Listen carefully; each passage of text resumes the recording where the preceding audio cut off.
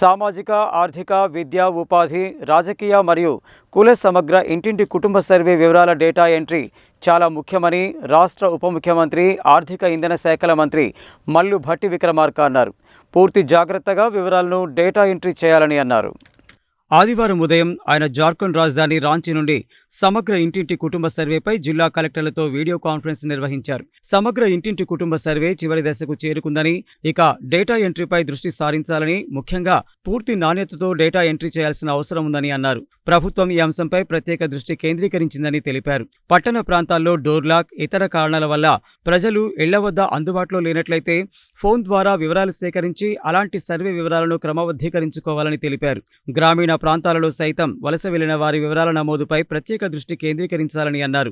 ఇటీవల కొన్ని వసతి గృహాలు, పాఠశాలలు, రెసిడెన్షియల్ పాఠశాలల్లో ఫుడ్ పాయిజన్ సమస్యలు తమ దృష్టికి వస్తున్నాయని, ఇలాంటి సమస్యలు తలెత్తకుండా పాఠశాలలు, వసతి గృహాలు, రెసిడెన్షియల్ పాఠశాలల్లో పరిశుభ్రతతో పాటు ఆహారంపై ప్రత్యేక దృష్టి కేంద్రీకరించాలని, ఎక్కడ ఆహారం కలుషితం కాకుండా చర్యలు తీసుకోవాలని, ఫుడ్ పాయిజన్ వల్ల విద్యార్థులు అనారోగ్యానికి గురికాకుండా చూడాలని, ఈ విషయంపై త్వరలోనే సంబంధిత శాఖల అధికారులతో సమావేశం నిర్వహించినట్లు ఉప ముఖ్యమంత్రి తెలిపారు.